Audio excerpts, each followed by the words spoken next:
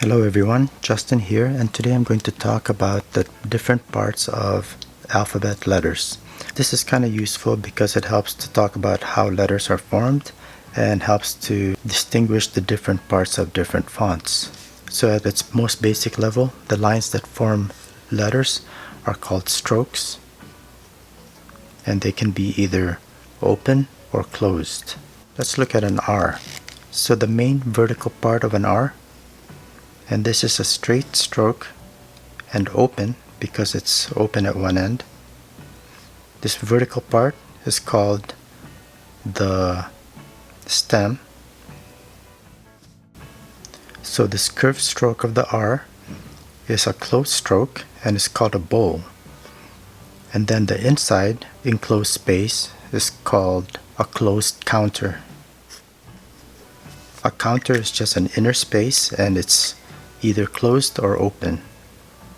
So now we've got the rest of the R, and this part coming down here is called the tail, and we have another inner space here, and this part is called an open counter.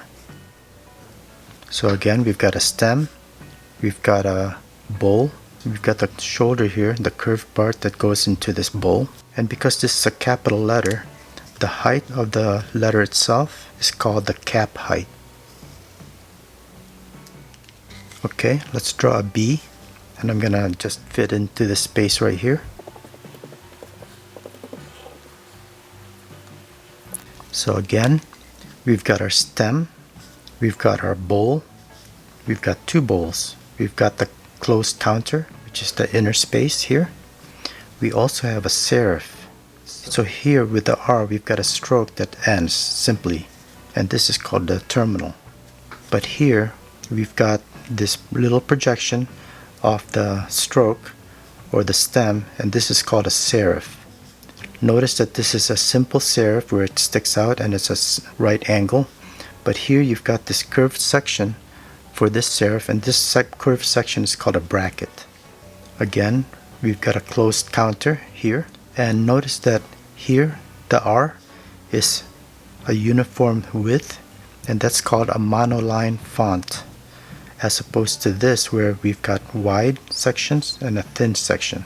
So the widening of the stroke is called a stress, and because the thicker part here is on the vertical, this is called a vertical stress.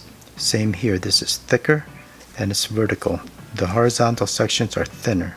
The curved section here of the B and the tops of the lowercase n and m are also called arches.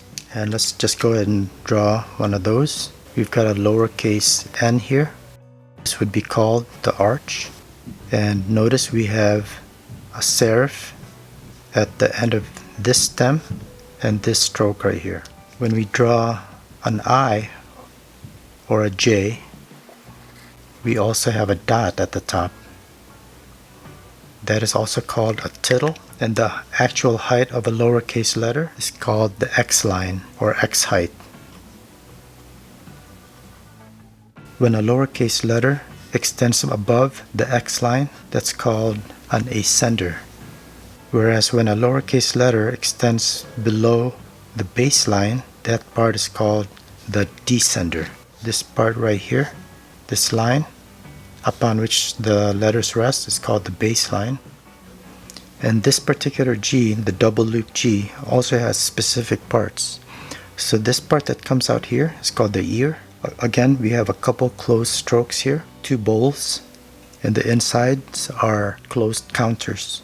The connecting line that connects the two loops is called the link. Let's draw a capital letter E, and I'm just drawing these letters in different styles. So here again we've got our stem, the vertical section, and these horizontal strokes are called arms, the longer ones, and then a short horizontal stroke is called a bar. So in the case of a capital letter A, we've got these two diagonal lines. These are also called stems. And then this right here would be just like this. It's a bar, but we can sometimes call it a crossbar because it connects two stems. And the top right here would be the apex, where the two stems connect. So one more letter would be the S, and this has a specific part called the spine, and that's this part right here which connects the two curved strokes at the top and bottom. And again, here we've got serifs, and these do not have brackets because they're not curved. Here I kind of curved it a little bit here, so this would be, this curved section here would be the bracket, and here it's just a straight serif. Okay, going back to this eye, this is also called a stem because it's the main vertical stroke, and this right here is a stem. You can also see a bar on F's and T's, which are just short horizontal strokes. Alright guys, so this was basic typeface anatomy, showing you the names of the different parts of letters. I hope I included everything, but I probably missed something.